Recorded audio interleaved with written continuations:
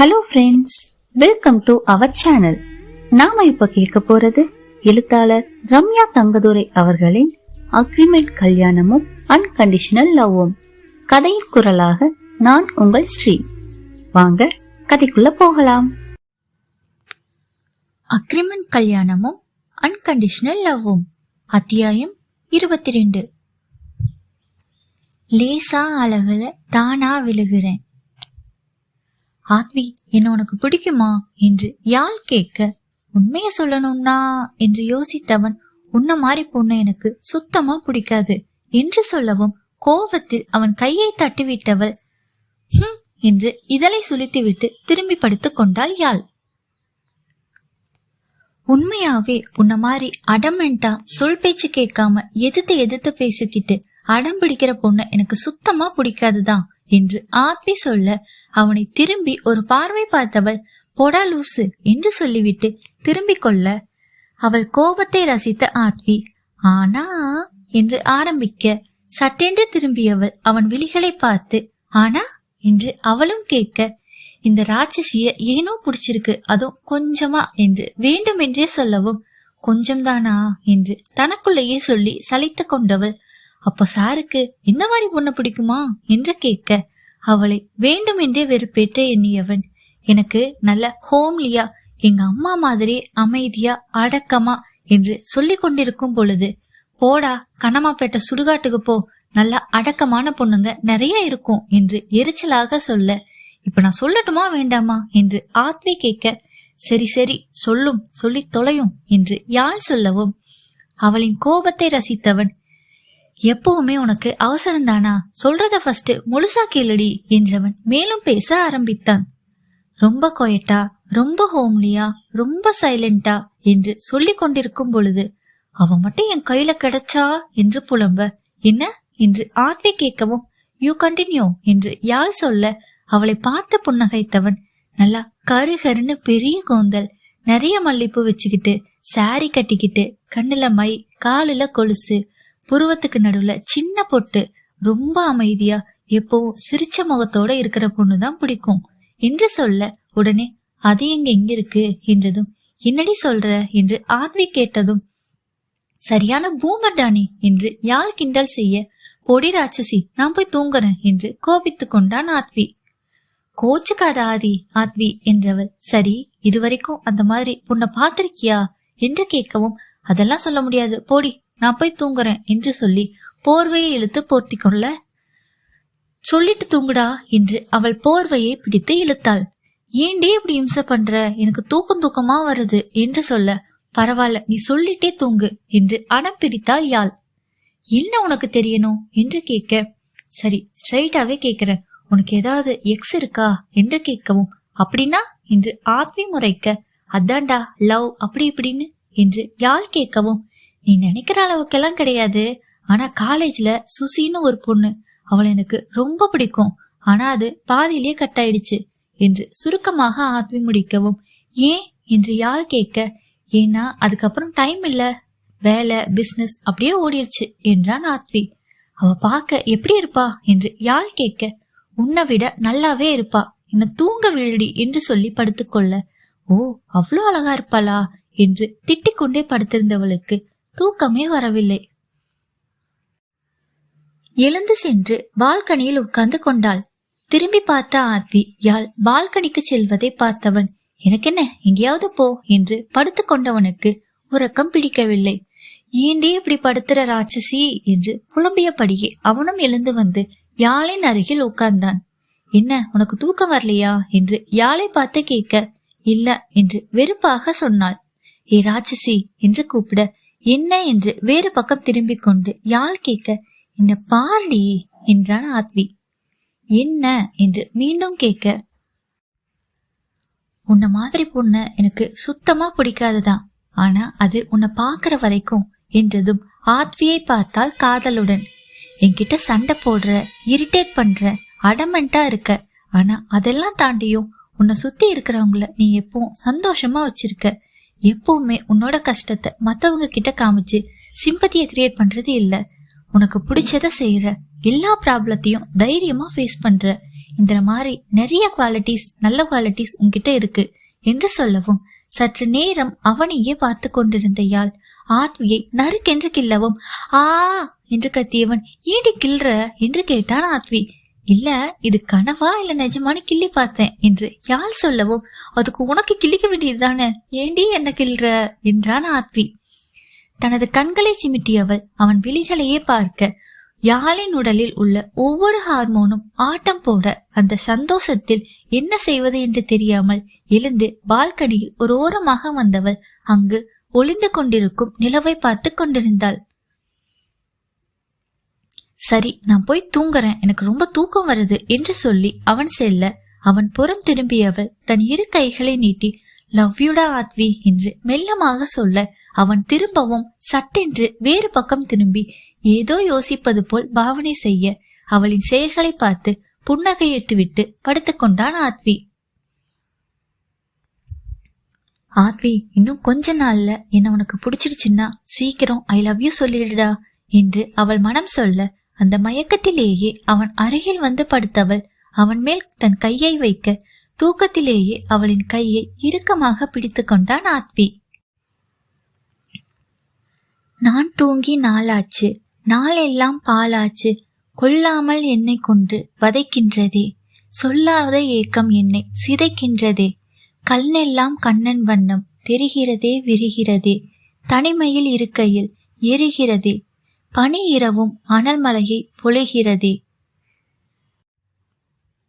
மறுநாள் காலை விடிந்ததும் குளித்து முழித்து கீழே வந்த யாழை கவனித்த மல்லிகா யாழை தனியாக அழைத்து சென்று, அம்மா, நீ தாலி கயிறுக்கு மஞ்சள் தேய்த்து குளிக்கிறியா இல்லையா என்று கேட்கவும், அப்படின்னு ஒன்னு இருக்கா ஆண்டி என்று யாழ் கேட்க, நல்ல பொண்ணுமா நீ என்றவள் தனது அறைக்கு சென்று மஞ்சளை எடுத்து வந்து அவளிடம் கொடுத்து, தாலி கயிறு வெள்ளையா இருக்கு பாரு, யாராவது பார்த்தா என்ன நினைப்பாங்க, போ திரும்ப போய் கயிறுல மஞ்சள் போட்டுட்டு வா என்று அனுப்பி வைத்து விட்டு பார்வதியிடம் வந்த மல்லிகா,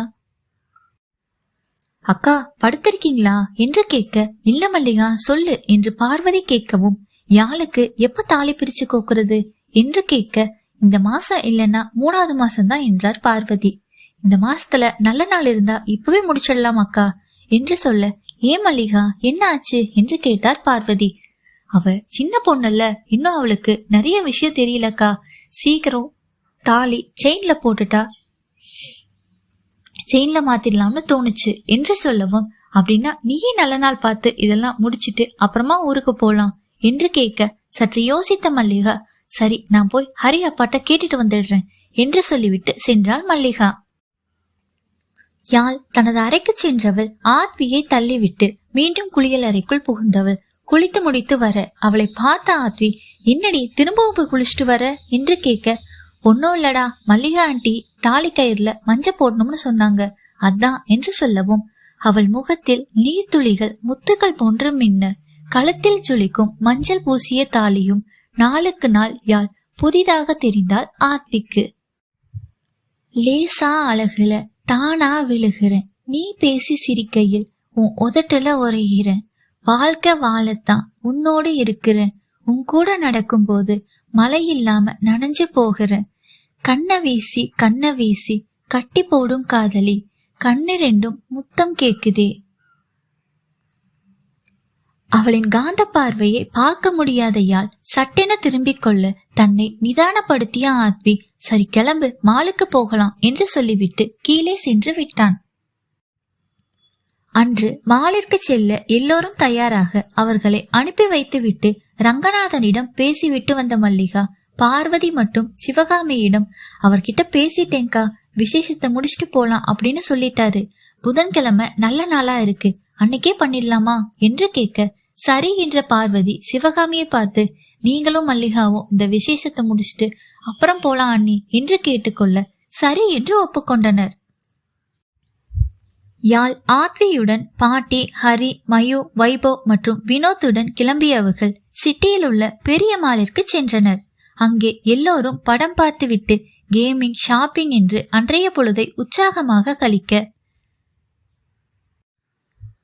அப்பொழுது எல்லோரும் கேம் விளையாடி கொண்டிருக்க வினோத்தை தனியாக அழைத்து சென்ற யாழ், ப்ரோ நான் உங்ககிட்ட ஆத்விய பத்தி கேட்கணும், சொல்லுவீங்களா என்று கேட்க, கேளுங்க சிஸ்டர், என்ன சொல்லணும் என்று கேட்க, இல்ல எதுக்கு ஆத்விக்கு கிரிக்கெட் பிடிக்காது என்று கேட்கவும், ஒன்னும் இல்லம்மா, அவன் அப்பாவுக்கு உடம்பு சரியில்லாத அந்த டைம்ல நேஷனல் லெவல் மேட்ச் நடந்துட்டு இருந்தது. அப்போ நாங்க எல்லாம் மும்பை போயிட்டோம். ஆத்வி வரலன்னு சொல்லியும் கோச் வம்பா ஆத்விய அழைச்சிட்டு வந்தாரு. அப்புறம் திரும்பி வர்றப்போ ஆத்வியோட அப்பா ரொம்ப சீரியஸா இருந்தாரு. அந்த டைம்ல அவர் கூட இருக்க முடியலங்கிற கோபத்துல இனி இந்த கிரிக்கெட்டையே தொடக்கூடாதுன்னு அவன் முடிவு பண்ணிட்டான் என்று சொல்ல, ஓ சரிங்க ப்ரோ, அப்புறம் சுசி யாரு என்று கேட்க, ஜூஸை குடித்து கொண்டிருந்தவனுக்கு சட்டென்று புறையேறியது. உனக்கு யாருமா சொன்னா என்று கேட்க, வேற யாரு, ஆத்வி தான் என்று சொல்லவும், ஆத்வியே சொல்லிட்டானா என்று கேட்க, பெருசா ஒன்னும் சொல்லல, அதுக்காகத்தான் உங்ககிட்ட கேக்குறேன் என்றாள் யாழ். சுசி எங்க காலேஜ் மேட் தான், ரொம்ப அழகா இருப்பா, பெரிய பணக்காரியும் கூட. அவளுக்கு ஆத்விய பிடிச்சிருந்தது, ஆத்விக்கும் சுசிய பிடிச்சிருந்தது. ஆனா அவங்க ரிலேஷன்ஷிப் பாதியிலேயே கட் ஆயிடுச்சு. ஆத்வியோட ஃபேமிலி கடல்ல மாட்டிக்கிட்டது. அதுக்கப்புறம் ஆத்வி வேண்டாம்னு வேறொரு பையனை கல்யாணம் பண்ணிட்டு போயிட்டா. ஆத்வியும் பிசினஸ்குள்ள போன பிறகு எல்லாத்தையும் விட்டுட்டு வெளியே வந்துட்டான் என்று சொல்லவும், ஆத்வி ரொம்ப டீப்பா லவ் பண்ணானா ப்ரோ என்று கேட்க, டீப்பெல்லாம் கிடையாதுமா, சும்மா காலேஜ்ல ஒருத்தர் பாத்துக்குவாங்க, அதுக்கும் மேல போறதுக்குள்ள எல்லாமே முடிஞ்சிருச்சு என்று சொல்லவும், ஓ என்று கேட்டுக்கொண்டாள்.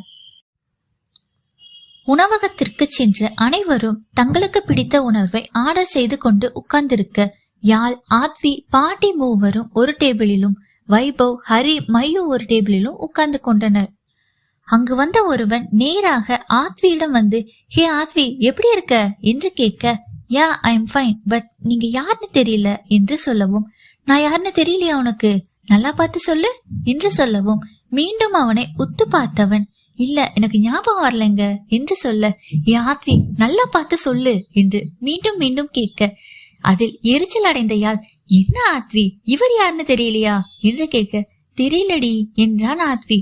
இவர்தான்டா கூகுள் சிஇஓ சுந்தர் பிச்சை என்று சொல்ல, அங்கிருந்த பாட்டி, இவனா, இவன் மூஞ்சிய பார்த்தா என்ன சுந்தர் பிச்சர் மாதிரியா இருக்கு, முச்சத்தில உட்கார்ந்து பிச்சை எடுக்கிற பிச்சைக்கார மாதிரில இருக்கான் என்று பாட்டியும் கிண்டல் செய்ய, அவர்கள் பேச்சால் கடுப்பானவன், ஆத்வி, நான் தாண்டா பரசு, உன்னோட பரசுராம, உன் ஃப்ரெண்டுடா என்று சொல்லவும், டே பரசு நீயா, ஐம் சோ சாரிடா, என்னடா இப்படி தொப்பையும் அதுவுமா இப்படி ஆயிட்ட என்று கேட்க, அதெல்லாம் கல்யாணம் ஆயிடுச்சுன்னா அப்படிதான்டா என்று சொன்னவன் அவன் அருகில் ஒரு சேரை போட்டு உட்கார்ந்தபடி, யார் வேணும் இந்த வாயாடி என்று கேட்க, ஆத்வி சிரித்தபடியே, என்னோட ஒய்ஃப் டா என்றான். அங்கிருந்த போர்க்கை கையில் எடுத்த யாழ் அவனிடம் நீட்டியவள், மவனே ஓவரா பேசின சொருகிருவேன் என்றதும், ஐயோ என்று பயந்தவன், எப்படிடா இவங்க கூட குடும்பம் நடத்துற என்று கேட்க, அத பத்தி நீ ஒன்னும் கவலைப்பட வேண்டாம் என்றாள் யாழ். ஆத்வி சிரித்தபடியே, சரிவா நம்ம அப்படி போய் பேசலாம் என்று அழைத்து கொண்டு செல்ல, சரி உன் பிசினஸ் எல்லாம் எப்படி போகுது என்று ஆத்வி கேட்க, எங்கடா பிசினஸ் பண்றது, குடும்பம் குழந்தைன்னா ஆயிடுச்சு, இப்போ ஆடிட்டிங் தானே பண்ணிட்டு இருக்கேன் என்று சொல்லவும், சூப்பர்ரா என்றான் ஆத்வி. உன்னோட பிசினஸ் எப்படிடா போகுது என்று பரசுராமன் கேட்க, கொஞ்சம் டல்லா தாண்டா போகுது, இப்பதான் நியூ ப்ராஜெக்ட் ஏதாவது எடுக்கலாம்னு யோசிச்சுட்டு இருக்கேன், ஃபண்டுக்காக வெயிட் பண்ணிட்டு இருக்கேன்டா என்று சொல்லவும், ஆத்வி, எனக்கு தெரிஞ்ச ஒரு இன்வெஸ்டர் இருக்காரு, நான் அவருக்கு ஆடிட்டிங் பண்ணிட்டு இருக்கேன், நாளைக்கு ஒரு பார்ட்டி இருக்கு, நீ வந்தன்னா உனக்கு இன்ட்ரோ கொடுக்கறேன், ஓகேவா என்று கேட்க, சற்று யோசித்தவன் சரிடா என்று சொல்லவும் இருவரும் மீண்டும் தங்கள் டேபிளுக்கு வந்து உட்கார்ந்தனர். பாட்டி, உனக்கு என்ன வயசாகுது, நீயும் இந்த வாயோடையோட சேர்ந்துகிட்டு என்ன கிண்டல் பண்றல, நான் யாருன்னு தெரியாம என்று பரசுராமன் கேட்க, ரொம்ப பேசினா உன்னை திருடன்னு சொல்லி இங்க மாட்டி விட்டுட்டு அடிவாங்க வச்சிருவோம் என்று சொல்லி யாழ் பாட்டி இருவரும் ஹைஃபை போட்டுக்கொள்ள, அப்பா சாமி ஆள விடுங்கடா என்று கும்பிடு போட்டவன், பாட்டிக்கு வரும்போது இந்த வாயாடிய கூட்டிட்டு வந்துடாத என்று சொல்ல, யாழ் எழுந்து தன் கையை மடக்கி கொண்டு அடிக்க ஓங்க அவளை பிடித்து கொண்ட ஆத்வி, விடுடி அவன் போகட்டும் என்று சொல்லவும், மவனே நீ மாட்ன என்று யாழ் மிரட்ட பரசுராமன் ஓடிவிட்டான். அப்பொழுது அங்கு வந்த வினோத், யாருடா அது என்று கேட்க, நம்ம ஸ்கூல்ல படிச்சானே பரசுராமன்டா, ஆடிட்டரா இருக்கானா, நாளைக்கு ஒரு பார்ட்டிக்கு இன்வைட் பண்ணியிருக்கான், ஒரு இன்வெஸ்டர் கிட்ட இன்ட்ரோ கொடுக்கறேன்னு சொல்லி இருக்கான் என்று சொல்ல, பரவாயில்லையே நீ அப்ப கண்டிப்பா போற என்று சொல்லவும், முதல்ல எல்லாரும் சாப்பிடுங்க என்று பாட்டி சொல்ல, அனைவரும் உணவருந்தி விட்டு அங்கிருந்து வீட்டிற்கு கிளம்பினர். வீட்டிற்கு வந்தவும் வைபவ், நாளைக்கு நாங்க எல்லாம் கிளம்பிடுவோம் என்று சோகமாக சொல்ல மல்லிகா, இல்ல நம்ம இன்னும் 3 நாள் கழிச்சுதான் போறோம் என்றதும் பாட்டி என்ன ஆச்சு என்று கேட்க மல்லிகா விவரத்தை சொல்லவும் பாட்டியும் தனது அறைக்கு சரி என்று சொல்லிவிட்டு சென்று விட்டார். ஆத்வியிடம் சொல்லிவிட்டு விஜயா பாட்டியின் அறைக்கு சென்றாள். யாழை பார்த்த விஜயா பாட்டி, என்ன யாழ், தூக்கம் வரலையா என்று கேட்க, இல்ல பாட்டி என்றவள் தயக்கத்துடன் பேச ஆரம்பித்தாள். நான் ஒன்னு சொன்னா நீங்க கூச்சிக்க மாட்டீங்களே என்று கேட்க, சொல்லு, என்ன சொல்ல போற என்று கேட்டார். பார்வதி அம்மாட்ட நீங்க பேசாம இருக்கிறது என்று ஆரம்பிக்க, அத பத்தி பேசாதையாள் என்று கோபமாக சொன்னார் பாட்டி. இல்ல பாட்டி, பார்வதி அம்மா பண்ணது தப்புதான், அதுக்காக அவங்களுக்கு கொடுத்த தண்டனை போதாதா? ஏற்கனவே அவங்களுக்கு ஹெல்த் கண்டிஷன் ரொம்ப மோசமா இருக்கு, அவங்களுக்கு திடீர்னு ஏதாச்சும் ஆயிடுச்சுன்னா என்றவள் சிறிது நிறுத்தி மீண்டும் பேச துவங்கினாள். அவங்கள மன்னிச்சு நீங்க ஏத்துக்கலாம்ல பாட்டி, கடைசி காலத்துல அவங்களுக்கு ஏன் இந்த மன வருத்தத்தை கொடுக்கணும்? யோசிச்சு பாருங்க பாட்டி, தாத்தா இல்லாம நீங்க எவ்வளவு கஷ்டப்பட்டு இருப்பீங்க. நீங்க பட்ட கஷ்டம் தானே பார்வதி அம்மாவுக்கும் இருந்திருக்கும். அதுவும் இல்லாம அவங்களுக்கு பாரசிஸ் வந்து வீல் சேர்ல உட்காந்து எவ்வளவு கஷ்டப்பட்டுட்டு இருக்காங்க என்று சொல்லவும் கண் கலங்கிய பாட்டி, நான் என் பிள்ளைய இழந்து எவ்வளவு கஷ்டப்பட்டு இருக்கேன்னு தெரியுமா என்று யாழை பார்த்து கேட்க பாட்டியை அணைத்து கொண்டாள் யாழ். இழப்புங்கிறது எல்லாருக்குமே இருக்கும் தான் பாட்டி, ஆனா இறந்தவங்கள நினைச்சு இருக்கிறவங்கள நாம கண்டுக்காம விட்டுடுறோம் என்று யாழ் சொல்லவும் பாட்டி நிமிர்ந்து யாழை பார்க்க, பாட்டி நீங்க பார்வதி அம்மா கிட்ட பேசுங்க, பாவம் அவங்க என்று சொல்ல எதுவும் பேசாமல் உட்கார்ந்து கொண்டிருந்தார் விஜயா பாட்டி. சரி, நீங்க யோசிச்சு பாருங்க, உங்களுக்கு எது சரின்னு படுதோ அதை செய்யுங்க என்று சொல்லிவிட்டு யாழ் தனது அறைக்கு சென்றாள். தனது அறைக்கு வந்த யாழ் வெகு நேரமாக கதவோரம் நின்று வெளியே அடிக்கடி பார்த்து கொண்டு இருந்தாள். ஏற்கனவே பார்வதிய வீல் சேர்ல பார்த்த பாட்டியின் மனம் சற்று இலகி போயிருக்க எப்படி ஆரம்பிப்பது என்று தயங்கிய பாட்டி யாழ் பேசவும் ஒரு முடிவுக்கு வந்த பாட்டி எழுந்து மாடியில் இருக்கும் பார்வதியின் அறைக்கு செல்ல கதவு ஓரமாக நின்று கவனித்துக் கொண்டிருந்த யாழ் பாட்டியை பார்த்ததும் அவரையே பார்த்து கொண்டிருக்க பின்னால் நின்று அவளின் செயல்களை பார்த்த ஆத்வி, என்னடி பண்ற என்று கேட்க அவளது இதழில் விரலை வைத்து உஷ் என்று சொல்லிவிட்டு மீண்டும் கவனித்துக் கொண்டிருந்தாள். பாட்டி நேராக பார்வதி அறைக்கு செல்ல யாழ் ஆத்விக்கு கை காட்டி வா என்று அழைத்துக் கொண்டு பார்வதியின் அறைக்கு சென்றாள். அறையில் உட்கார்ந்திருந்த பார்வதி பாட்டியை பார்த்ததும் என்ன செய்வதென்று தெரியாமல் விழிக்க பார்வதியின் அருகில் சென்ற பாட்டி அவள் கையை பிடித்துக் கொண்டு கண்ணீர் விடவும் பார்வதியும் அத்தை என்ன மன்னிச்சிடுங்க என்று சொல்லி அழ ஆரம்பிக்க பாட்டி பார்வதியை அணைத்துக் கொண்டு அழாத பார்வதி என்று பார்வதியை தட்டி கொடுத்தார் பாட்டி. இவர்களை வெளியே நின்று பார்த்து கொண்டிருந்த யாழ் ஆத்வியை பார்க்க அவன் நடப்பவற்றை புரியாமல் பார்த்து கொண்டு இருந்தான். கதவை மெல்லமாக சாத்திவிட்டு ஆத்வியின் கையை பிடித்து அழைத்து கொண்டு தனது அறைக்கு சென்றாள் யாழ். என்னடி நடக்குதுங்க என்று ஆத்வி கேட்க, என்ன நடக்குது, மாமியாரும் மருமகளும் சேர்ந்துட்டாங்க என்று சொல்லவும், என்னடி மேஜிக் பண்ண, எங்க பாட்டியோட கோவம் எப்படி இவ்வளவு சீக்கிரம் தீர்ந்தது என்று கேட்க, அதெல்லாம் அப்படித்தான் என்று யாழ் தன் காலரை தூக்கி சொல்லவும், தேங்க்ஸ் யாழ், அம்மா எவ்வளவு வருத்தப்பட்டாங்கன்னு தெரியுமா, இன்னைக்கு நான் அவ்வளவு சந்தோஷமா இருக்கேன், உனக்கு என்ன வேணும் கேளுடி என்று கேட்க, யாழ் அவன்கிட்ட ஐ லவ் யூ சொல்ல சொல்லி கேளுடி என்று அவள் மனம் சொல்ல யாழ் யோசித்துக் கொண்டிருந்த நேரம் அவளை நெருங்கிய ஆத்வி சட்டென்று யாழை கட்டி அணைத்துக் கொண்டான். அவனின் திடீர் அணைப்பால் ஸ்தம்பித்து சிலை என சில கணங்கள் நின்றாள் யாழ். உயிரே என் உயிரே, என்னவோ நடக்குதடா, அடடா இந்த நொடி வாழ்வில் இனிக்குதடா, ஓ ஒரு நிமிடம் என்னை நீ பிரியாதே, என் அருகில் நீ இருந்தால் தலைக்கால் புரியாதே. என்ன பண்ற ஆத்வி என்று தடுமாற்றத்துடன் யாழ் கேட்க தொடரும். என்ன நண்பர்களே, கதை பிடிச்சிருக்கா? கதை உங்களுக்கு பிடிச்சிருந்துச்சுன்னா லைக் பண்ணுங்க, கமெண்ட் பண்ணுங்க, ஷேர் பண்ணுங்க, மறக்காம நம்ம சேனலை சப்ஸ்கிரைப் பண்ணுங்க. மீண்டும் அடுத்த அத்தியாயத்தில் சந்திப்போம். அதுவரை உங்களிடமிருந்து விடைபெறுவது நான் உங்கள் ஸ்ரீ. நன்றி, வணக்கம்.